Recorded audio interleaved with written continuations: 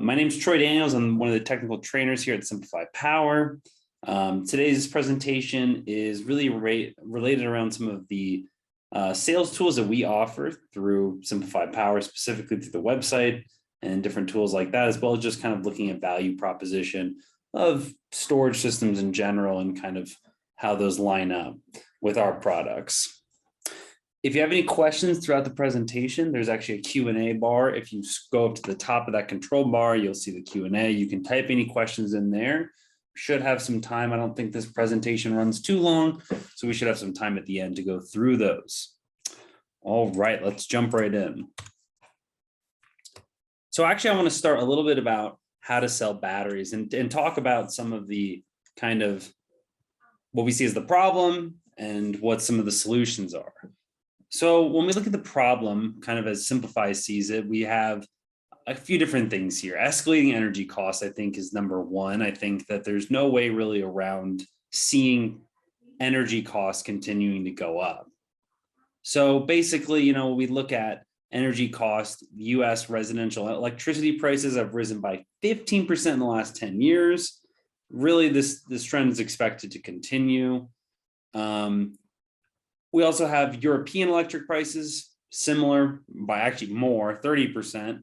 And they really phasing out coal and nuclear power plants. So again, the trend is that they are increasing. I can't imagine there'll be very many times where these electricity costs, will decrease over time. So another thing to look at is failing infrastructure. Sorry, everybody. Give me 1 second. I got some little hiccup in my audio. One moment, please.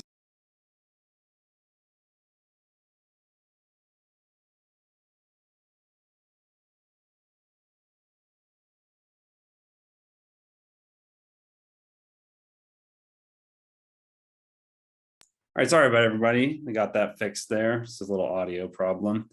Okay, back to it. So failing infrastructure, I would say, is also something to look at. I think we're seeing more and more of this. 2010 through 2009 marked basically the costliest decade on record with economic damages due to severe weather. So, whether that's snowstorms or, larger things like hurricanes and things like that. These are basically events where the grid fails due to certain events, mostly weather related.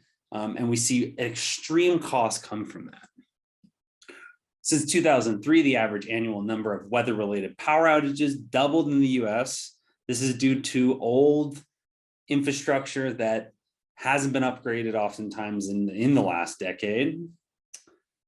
And the last thing we look at is decarbonization. So in the US, over 150 cities, 13 states, and 17 utilities have 100% clean energy goals without a clear path to actually meet these goals. That number is likely higher now, and hopefully some of these companies do have a little bit more of a clear path now as they've looked towards batteries and solar and other generation sources. So those are kind of the three main ones I talk about, looking at these three different key features or ideas here of why it's important for us to look towards batteries, to look towards solar, other generation sources, and kind of fix the problem, you might say.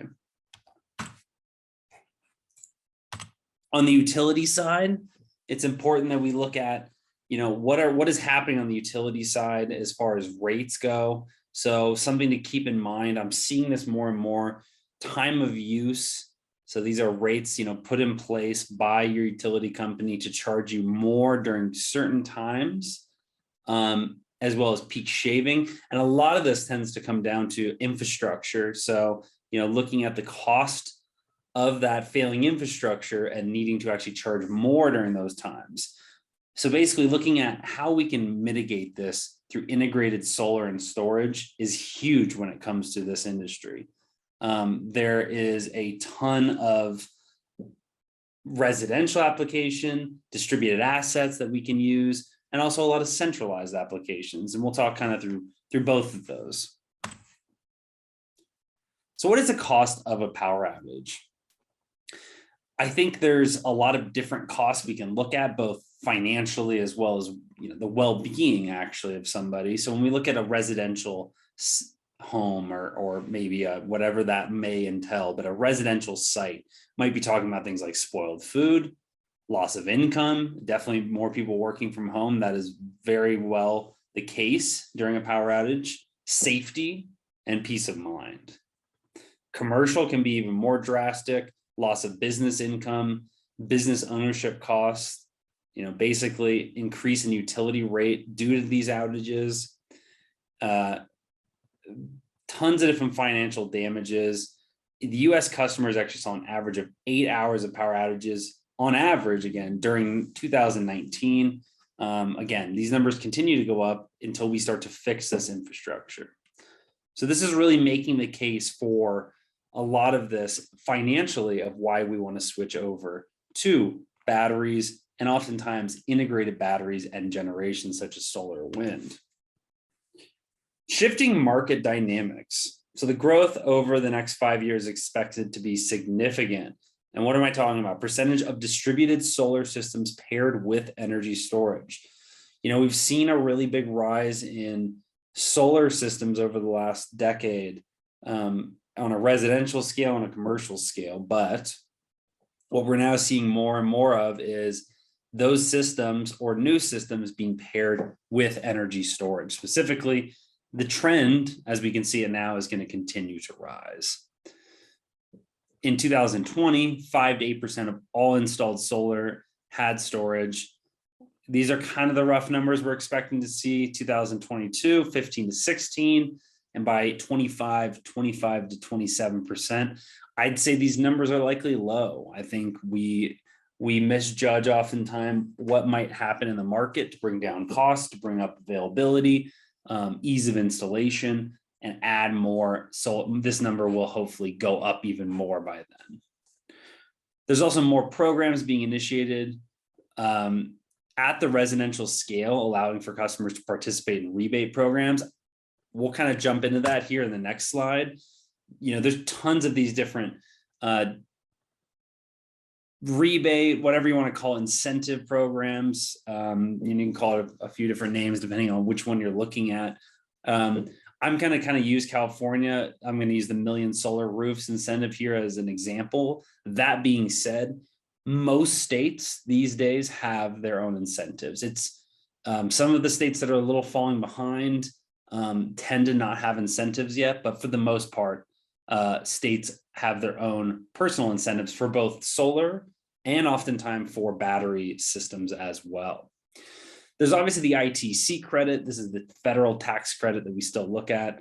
It is declining, and hopefully we can get something moving on that to keep that up. But the incentive of actually providing a tax credit to the individual purchasing a system.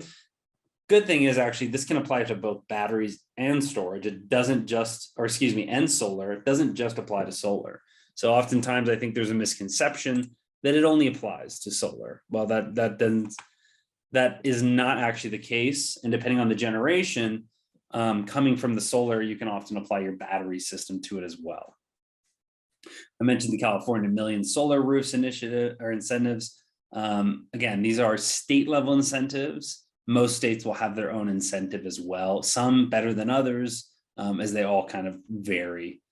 And renewable energy credits. So, selling your generation. This goes back to, net metering. And I have that down below there, but basically the idea of, what you are generating is helping the infrastructure as a whole and providing with, you actually are paid for that. So that's a huge incentive when it comes to these systems and customers. Obviously, the battery doesn't play as much of a role in the net metering.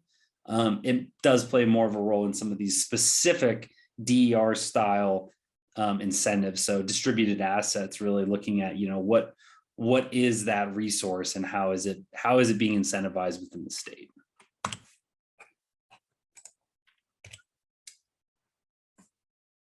So current incentives for ESS, federal and California. Again, I'm just using California as an example. It's what I have a lot of data on, as our company is out of California.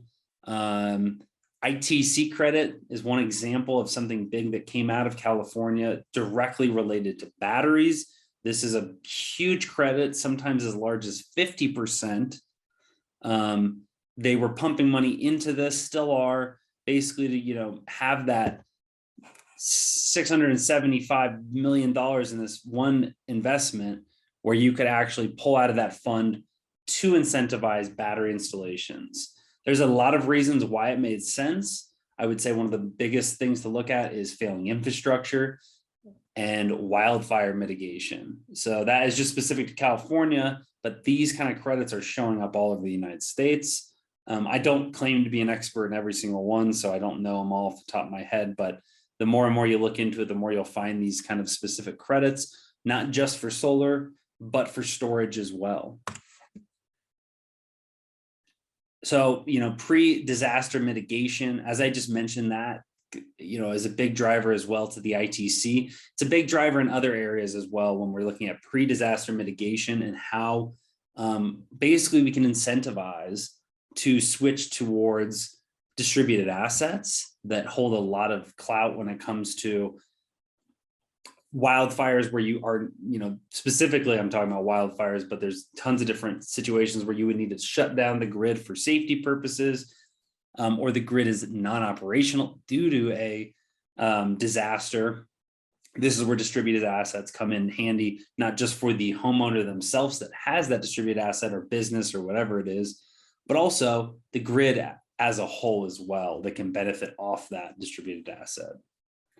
So I won't bore you too much with that. I know there's a lot there, and I'm just kind of trying to set the stage of some of the very obvious kind of financial implications of why batteries, the trend is going towards storage and solar. I'm going to shift gears here just a little bit. We're going to jump into SimpliPhi products. I just want to set the stage with the products so that you'll understand some of the products I'm going to be kind of talking about later on in the presentation. Very brief overview. I'm not going to go too in depth. All of our products use lithium iron phosphate. This is our chemistry of choice. It is not prone to thermal runaway, has a long cycle life. We can warranty it. Most companies are moving towards LFP at this point, even some of the bigger ones that originally used cobalt-based batteries because they were cheaper. So our standard Phi battery is our still probably the largest seller. This comes in 3.8 kilowatt hours at 24 or 48 volts. This is a really simple battery. It does have an integrated battery management system, but it is all internal. There's no external communication with this.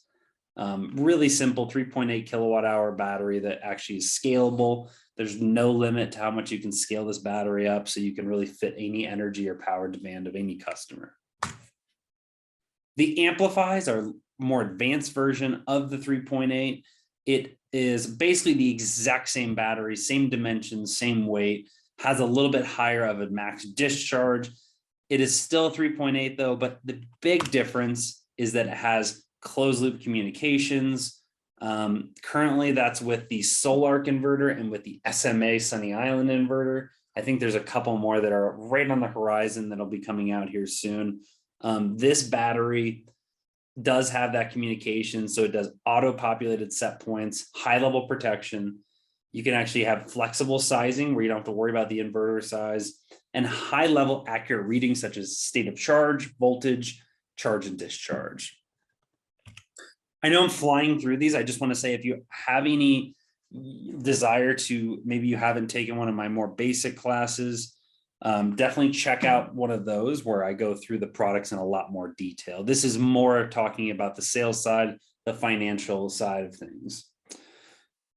We have some smaller products such as the 1.4. These are great. They're small, scalable, lightweight at 33 pounds. We've actually switched. They used to have Anderson connectors you see here.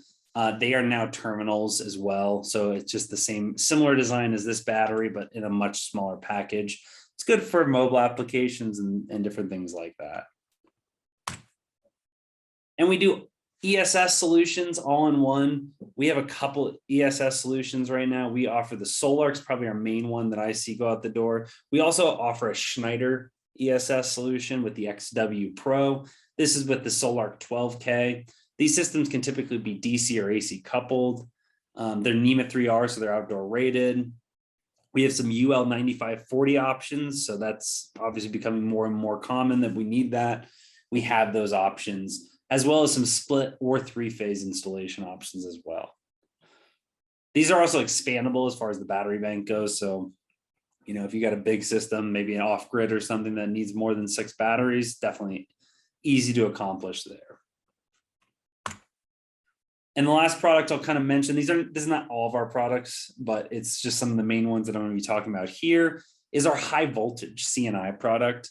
So this could be things like microgrids or large scale backup. So mostly things that are using 40 volt 3-phase on the AC side of things. Typically I try to keep it under 2 megawatt hours, or at least we used to. I've seen that shift, some bigger projects going in that are above that threshold. I won't bore you too much with this. Just know it is an external BMS. It's a stack controller. This is a containerized solution, 200 to 1,100 volts DC nominal. That's how you can stack these. So they actually stack in series. Once you've kind of reached your desired voltage, you can actually parallel out those stacks to build up the energy. They're CAN bus, Modbus, and Ethernet ready. They have their own monitoring platform built into the battery specifically. These are not off the shelf kind of situations. Typically, we work with most of these that we sell, these larger scale systems, one of our sales application engineers works on. So if you ever have an inquiry for these, just reach out to us direct and you can start working on the project, because they're all kind of different and require different things. Okay. So kind of back to the presentation itself, I just wanted to kind of set the stage with some of those products that we're going to be talking about, but let's talk about choosing the right product. And what is your project? So retrofitting solar is the first one I'm going to talk to. I think the reason I do that is it's, I would say, likely one of the biggest market segments right now is adding batteries to existing systems, or just simply putting in new systems that are, you know, grid tied with batteries. So this is pretty common. When it comes to retrofit solutions, typically I recommend our ESS. The access allows for ease of installation for existing PV systems. You get to keep your current rapid shutdown compliance. Again, if this is let's say it's a retrofit, you likely already have a grid tied inverter.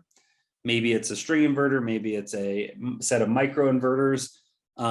Either way, you would be keeping your current rapid shutdown that was already attached to that system, even while adding in this ESS.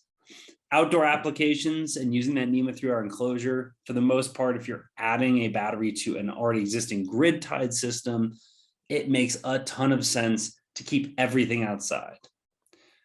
Additional storage, scalability, and comparing backup runtime to other competitors. You know, I think there's a lot to be said there when it comes to, you know, a closed-minded view of thinking, you know, one size fits all. It just does not happen. And our batteries are scalable, and our ESS is even scalable to kind of fit the niche. So maybe, you know, they only want X amount, or maybe they want a lot. I have run into customers in my time that are looking for, you know, 40 kilowatt hours of backup on a home. It does happen. Definitely happens in the United States with big power demands, big energy demands.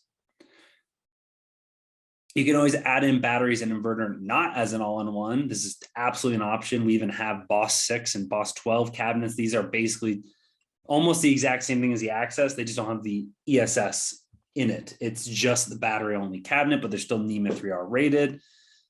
This definitely allows for a little bit more flexible power and energy scalability. I don't recommend most installers do this unless they're pretty comfortable with this kind of equipment, but definitely for anyone that's been doing it for a little while, understands they can always do their own inverter, you know, inverter of choice, mixing match with some batteries, and even keep that NEMA 3R rating, and scale up to a lot of storage there. This can definitely be big when it comes to whole home backup opportunities, which again, I see a lot of. It's definitely not the low hanging fruit, but they do come up, and this is where this product fits in really nicely. So again, you know, grid tied system here, I use this to oversimplify things, but let's say this is your grid tied system. and we are just trying to add in an ESS, a retrofit.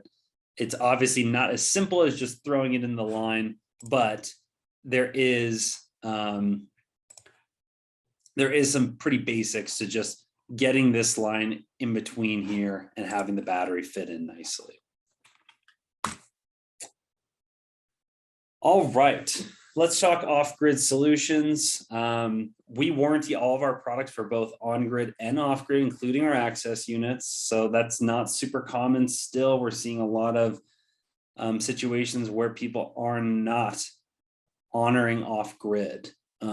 So we do honor off-grid. Actually, this house right here is actually the governor of California, ex-governor of California, Jerry Brown's home here. When our batteries are actually located right in here. I've been to that site before. Basically, you know, we warranty for it. DC coupled with access is preferred if you are going to go ESS. I don't ever really recommend going AC coupled off grid. I've seen a few people do it. It doesn't make sense to me. I always stick with the DC coupled option when you're going off grid. Our standard batteries are scalable and designed as small building blocks. So this allows for customers to meet high power and energy demands supporting whole home loads. If you're off grid, you need to support the entire home loads. Typically, I see people add generators onto an off grid system, but we definitely have the ability here to even kind of mitigate how much generator runtime there is by sizing correctly and using those small building blocks and scalability to fit the specific need of the customer. C/2 charging, huge benefit when it comes to off-grid or really any system that uses solar. We have the ability to charge that entire battery bank as long as the solar is the right size within a 2-hour window. So we can utilize that solar very well as compared to certain batteries that do not allow for that. All right, let's talk about mobile applications and portable applications. You'll actually see here, this is the express unit. I did not talk about this. This is a little ESS that we make as well. It's about half the size of the access solution. It's a great, actually. We have that solution for kind of rolling power where you can basically utilize it for loads directly off the unit. And we still sell some of these. They're kind of easy, off the cart. You know, I want an all-in-one that is mobile and I can move on site. I've seen a lot of the Red Cross using these ones, I believe was the organization, as well as some other kind of natural leaf funds and things like that. That being said, all of our batteries are, however, rated for mobile application. So oftentimes if you're going like RVs, you know, vans being more popular, boats, I see a lot of 1.4s. And the 24 volt. So the 12 and the 24 volt models being used. We talk about that battery. It's small, fits into those spaces really nicely, which often can be a big concern when using something like when putting batteries in something like an RV or a boat. So all of our products are mobile rated though. These are just some of the more common ones used in those applications. Monitoring and communications, I think this is something to always consider when it comes to customers. Some customers want more and more monitoring capabilities, and that's where you might be looking at something using our AmpliPHI battery. Our AmpliPHI being our comms-based batteries. Basically has a much more robust reporting where it can report really accurate numbers to systems like this. So this would be coming off our ESS. You could see these different values from the Sol-Ark itself. And if you were looking at this through our AmpliPHI battery, it would be reporting directly to the Sol-Ark through that closed loop communication, giving those accurate numbers. So if you've got a customer that's really keen on accuracy monitoring, this is a great way for them to get it on their phone and see these numbers really accurate. Definitely still works with their standard batteries, our 5 batteries, but if they want the most accurate data, the AmpliPHI is the way to go.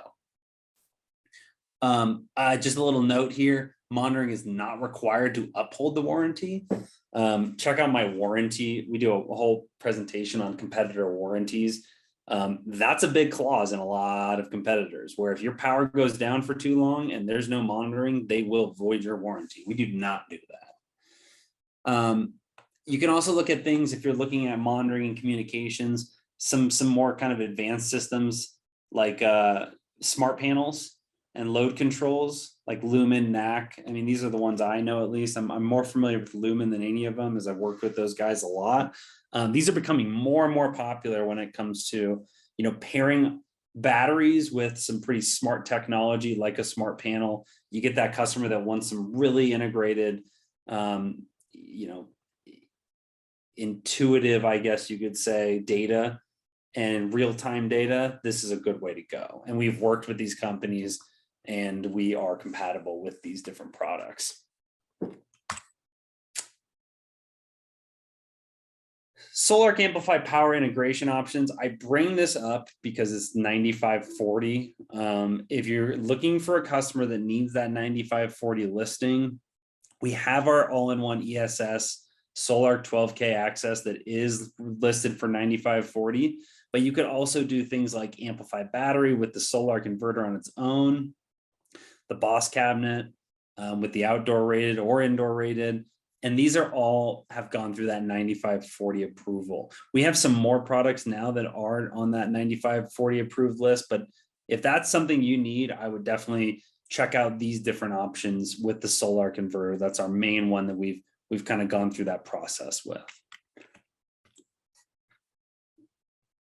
Large scale backup and microgrid solutions. So kind of when considering large scale backup, what are we looking at? We're requiring 480 volt three phase, or maybe we need 200 to 1100 volts DC that is stepped down and distributed on high voltage, basically like on transmission lines. So our batteries are still built in the same exact platform, basically same scale. It's just that we've built them to be scaled up. So we're still kind of using the same manufacturing techniques and everything. It's a little bit of a different form factor, but it's the same battery. We still keep that lithium iron phosphate, that large scale backup with the safety factors. This can actually extremely mitigate some of the safety things that you need to put in, fire propagation and different, functionality like that, venting. And when we put it on in a containerized solution, it makes things really simple. So again, with this, I don't try to be an expert on our high voltage. Typically, we pass those off to one of our sales application engineers, and they can kind of work through each specific project. We're often talking about multi-megawatt hour projects that kind of require specific things each time. So it needs a little more customization. All right. I'm going to talk now about availability and our current distribution model. I'm going to say this, that I would say one of our biggest key advantages has always been we ensure up our manufacturing, we ensure up where the parts are coming from. We manufacture in the United States, so we kind of hold that true to ourselves, where we can control a lot more of it, and that allows us to have a lot of product availability. As I'm sure most know that have been in this industry for a while, that's not always the case. Tons of different situations where product is not available for months at a time.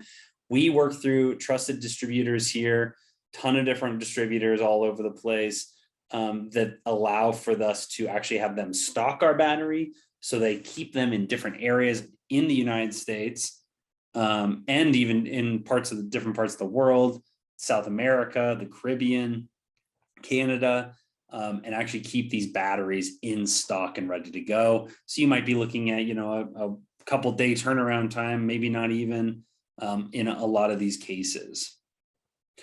The other advantage here, experience with system design and customer support. Most of these distributors that we vetted have a pretty deep understanding of batteries, of solar, and of the components that need to go into these systems.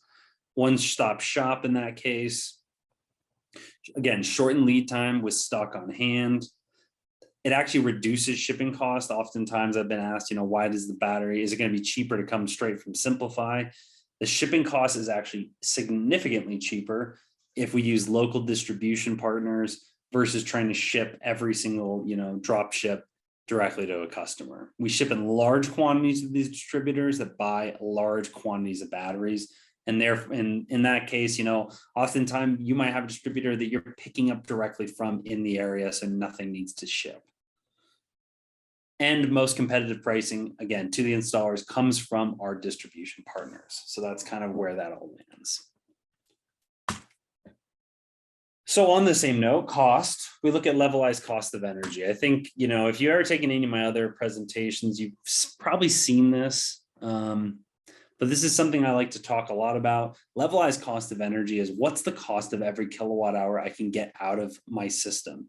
It's easy to kind of get hung up on, upfront cost only and kind of comparing one to another. It's just not that simple when it comes to batteries and ESS solutions. We really need to look at what is the cost of the battery over time based on some kind of rough calculations using the actual upfront cost, the size of the battery, how much of the battery can be used with the depth of discharge, and that cycle life specified by the warranty at a specific depth of discharge, as well as the efficiency. And oftentimes we can add an ancillary cost. Maybe one requires a forklift while one does not require a forklift, things like that.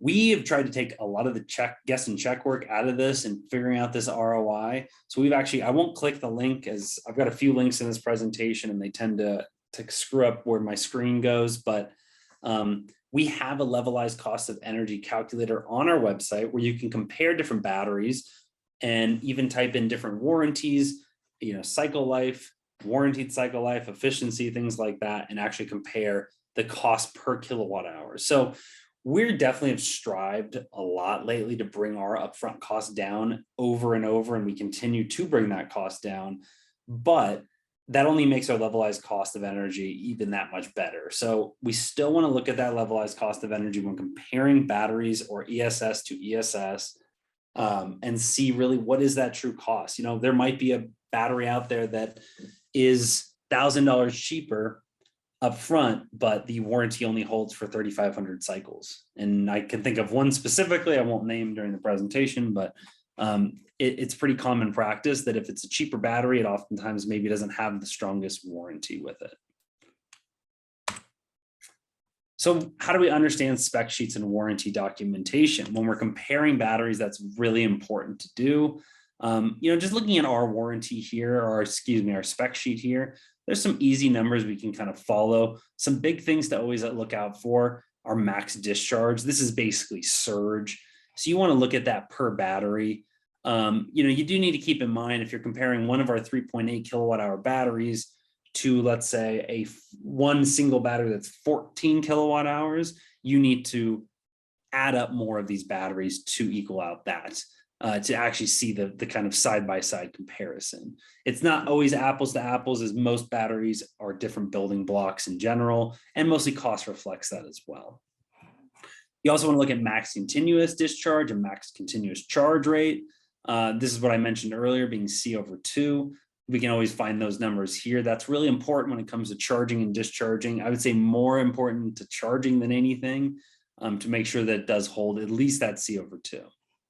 Charging temperature is important as well, 32 degrees Fahrenheit to 120 degrees Fahrenheit, specifically on our batteries. I saw a question in the Q&A, which I'll address at the end here, something about temperature.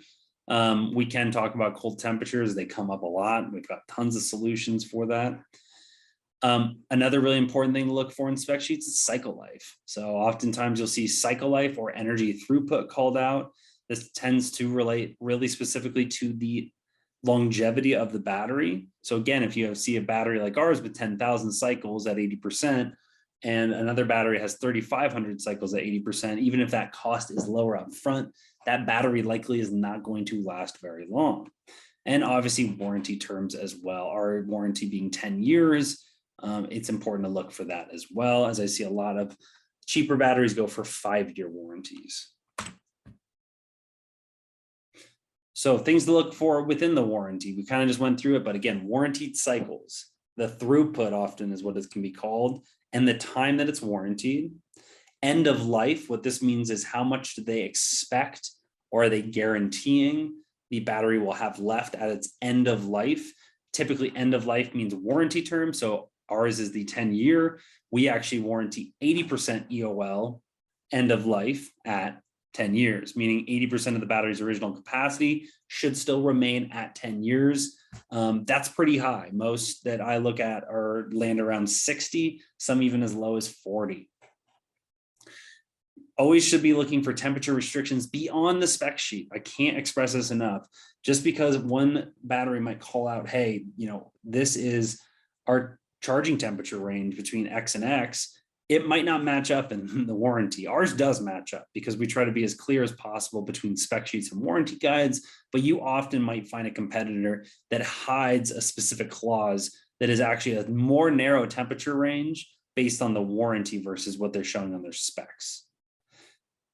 So again, that's where we go into warranty guidelines versus the actual max thresholds, often referenced in spec sheets. You might see a number in a spec sheet that does not actually hold true to the warranty. We're really particular about that, making sure that everything on our end always matches up between the warranty and the spec sheet. And I mentioned earlier, always look out for monitoring or reporting guidelines. Some batteries require monitoring to be pretty much hooked up all the time, and warranty will be voided if it's not, or if it fails to be hooked up for a couple days maybe, or something along those lines. We don't have that.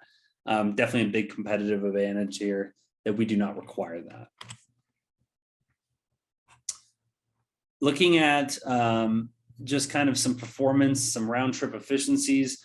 This is from the Clean Energy Review. This was a little while ago, but it still holds true. If we were to look at some of the more recent numbers, we can actually see here capacity after the 10-year mark here, and looking at this round trip efficiency. So this is where we can stick EOL at 80% without worrying too much, as we have gone through this testing and seen what basically the numbers were in the end. Obviously, there's a ton more batteries now that we might need to look at, but often this really holds up more based on chemistry. So lithium iron phosphate versus some other chemistries that are cobalt-based chemistries. All right, so I'll talk a little bit about SimpliPhi as a company, SimpliPhi support. Tools-wise, I already went through the levelized cost of energy tool. We also try to provide as many other tools for our installers, customers as we can to help make your job easier when it comes to design and selling these systems. We have our quick battery bank calculator. This one's super straightforward and simple. It's just a way to basically calculate number of batteries based on your kilowatt hour consumption per day. We have a more advanced calculator based on system. This does the same thing as the last one, but it incorporates things like, is there a system already in place? What does the solar look like? What is the charge controller? What is the microinverters that you're using if it's AC coupled? So there's a lot more intuitiveness in this calculator. I encourage you to play around with it sometime. It's really fun and can kind of show you a lot of different factors, but it's there to help with the design process. If you're replacing lead acids, maybe you work a lot in the off-grid space, we have a really easy lead acid battery bank calculator. This will take in the current lead acid bank and some other factors and give you some rough numbers on how many of our batteries need to be replaced. There's also a really easy, quick link on that page where it brings you to a page kind of outlining the different programming changes that might need to be made to one of those older systems if replacing a lead acid with a lithium battery. So all these tools are on our website for free. We're continuing to develop them. Feedback's always appreciated. If you have a tool that you want that is not up there, we are always working on new tools to add to the website to make everyone's life a little easier. Technical support. SimpliPhi Power is committed to providing high-level technical support. Pre-sale support as well to ensure system design and all questions answered before installation. This comes from our sales application engineers. Most of them have been in this industry for a really long time. They understand systems. They understand the specific needs. I think we all know there's not one size that fits all. So they are well-versed in a number of different product integrations as well as our products, obviously, and can really help out with design questions beforehand. So again, we don't really have salespeople. We have mostly sales application engineers, so highly skilled engineers that work within this space that are there to help with this pre-sales. On the other side of things, our post-sales, our technicians also have knowledge that extends beyond our batteries. including other components used to integrate the system, whether that's another inverter, a charge controller, solar systems, understanding wind energy. We work on a team that definitely knows most things that you'll come across, or they will be able to help figure it out. So you're not just asking them about the batteries, you're often asking them about integration with other products as well. We're available to help with remote site commissioning, especially when the first time installer. I recommend it if it's your first time installing one of our batteries or systems. We are there to help guide you through that first process. We're available over phone, email, during business hours, ensuring that installers will not wait on hold. It's very rare that we have a hold on our system. For the most part, we have enough technicians to be talking to everybody at once. All of our technical support, I actually run that department. It is all in-house. We are not outsourcing any support, and we handpick every single person that comes into that team to kind of hold up that level of that standard that we try to strive for. And technical support is provided beyond warranty of our products. So you can always get technical support, even if it's gone beyond the warranty. We're always happy to help. Product documentation is always available on our website as well, whether you're looking for wiring guides, installation manuals, warranty docs, integration guides. These are some of my favorite documents showing how to integrate with specific products. Maybe you're hooking up to an SMA inverter and you need the integration guide. That's where you'd find that. All right, that's kind of wrapping up. I'm going to talk a little bit about our Elite IQ program before I end this and go into Q&A. If you have any questions on the presentation, I would go ahead and type them into that Q&A right now. It looks like we have a little time where we can get to any questions that have come through. This program I did want to mention though, if you are an installer that's already installing our batteries, just to be clear, this is not a requirement to install our batteries, but if you are already installing our batteries, apply for this program. Super easy, takes about 10 minutes. You end up on our where to buy page where you'll show up as a blip. So if an installer if a homeowner is browsing our website, as they often do, looking for an installer in their area, you'll show up as somebody that's gone through the program that we trust enough to put up on this web page. You'll end up with some free marketing, as well as we're just now rolling out money in pocket. So all IQ members are eligible for the $250 photo contest, which is a continuing photo contest. Sending in photos of installations, as well as now we are offering $25 cash back per battery.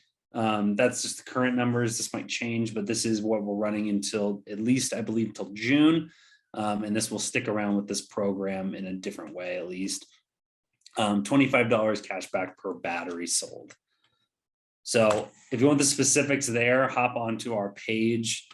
Right here, our Elite IQ installer page to find out how to apply for that. If you're already installing our batteries, there's no reason not to. You'll get a little extra cash and you'll get definitely a lot more business driving your way through the website. The photo contest, again, is also running. We're highlighting different projects. If you've got a cool project you want to send in, winner each month gets $250 towards future SimpliPhi batteries. Really, photos of people and equipment are the best. And again, we're doing rolling entries, so we can keep rolling them over.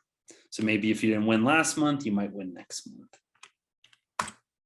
So again, 10 minutes, check out that presentation or check out that webpage, or just email me and Matt Walker or our newest trainer at training@simpliphipower.com. You'll either hear from Daniel, you'll hear from myself, or you'll hear from Matt. And we're happy to guide you through that program specifically. Again, if you've already installed our batteries, reach out. We're really happy to get people added to that right away. All right, I'm going to open the Q&A. It looks like we have a few questions. And then if you have any other questions that don't get answered, always feel free to email me at training@simpliphipower.com. So keeping everything outside, what is the lowest outdoor ambient temperature for which you would recommend outside? Yeah, so 32 degrees was where the charging temperature is. That being considered, check out my environmental consideration presentation I did, I think it was 2 weeks ago, where basically we're talking about, the temperature inside the NEMA 3R enclosure and inside the batteries and the cells themselves are always going to be a little bit warmer than the ambient temperature. There's a level of heat caused by the inverter within the cabinet as well. But we also offer things like heating pad options, If you're in a really cold location, we definitely have cold weather options that can match up to that. So if you're in a really cold area, maybe you're up north, you can always look at doing outdoor applications with something like the heating pad edition that we actually sell directly. So that's always an option. Would like to get a digital copy of the presentation, just shoot me an email at training@simpliphipower.com. We send out the recording afterwards, but if you want the digital copy, I'm happy to send that. Just shoot us an email. Are the AmpliPHI 3.8 kilowatt 48 volt batteries UL9540A tested for thermal propagation, particularly for high voltage applications? I'm not sure about the high voltage specifically, but we have gone through 9540A, the fire safety testing with our batteries, and do have the results. And we actually just did a presentation on them at InterSolar to talk about the test results. Turned out really well. We always, if you are looking for that to share with an AHJ, we're happy to send that along, the actual test results, as it's definitely becoming more and more something that needs to be shared. I'm sorry, I'm not super familiar with the high voltage application stuff though when it comes to this specific battery, but happy to look into it as well. If you want to reach out to me and we can pass it off to one of our probably more qualified salespeople that understand these different code requirements. When adding battery multi-mode inverter, is there a reason to make the AC coupled systems a DC coupled system by removing their microinverters? I wouldn't typically, it's always kind of a matter of, if it's a retrofit, I stick with the microinverter. I stick with what's already in and go AC coupled. If you're starting from scratch, why not go DC coupled? It tends to be the way things are moving these days. So I tend to think it's a little bit easier that way. All right, everybody. Well, I really appreciate everybody's time. Again, if you have any further questions, email me at training@simpliphipower.com. I hope everyone has a really great day, and thank you very much.